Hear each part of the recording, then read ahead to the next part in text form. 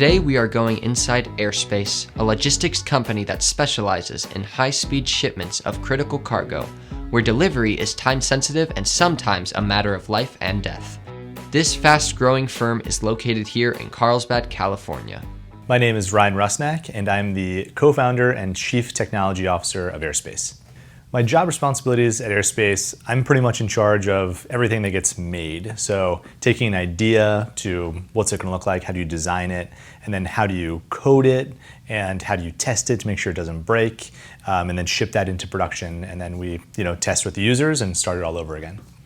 What I like most about my position is the fact that every day I get up and I know what I do matters. And I get to work with the most talented, motivated people that care about this mission as much or more than I do. And it's just incredibly inspiring. So it's this positive feedback loop where I get out of bed early and I come in to solve these hard problems that matter so much to the world.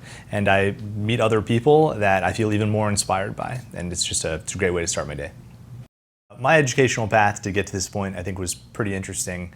I went to a 4-year school where I first majored in business, and I hated it because I was taking a class on how to use Excel, which I thought was pretty easy. So I switched to biology, realized I liked people, switched to psychology, and then when I graduated, I realized that no one wanted to hire me for that. So I ended up doing consulting, what everybody else does when they graduate.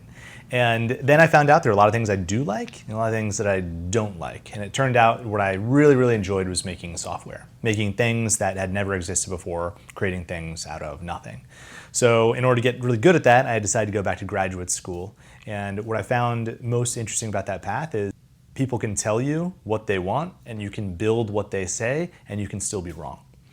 So I found that building software is one of the hardest things you could possibly do, and there's lots and lots of bad ways to do it. And it's a very narrow path to build really excellent software, and that's what I love to do. If I were to add someone to the R&D department, there are really only 2 things that I'm looking for, and that would be attitude and aptitude. I'll do a quick story about someone who ended up working at Airspace, and I got a very long letter from someone. I get a lot of people applying to Airspace. This person was a math major, they just graduated, and they knew all about Airspace. They talked about why they were a good fit at Airspace, and when they came in, everyone loved them. And now they're a successful engineer right out of school.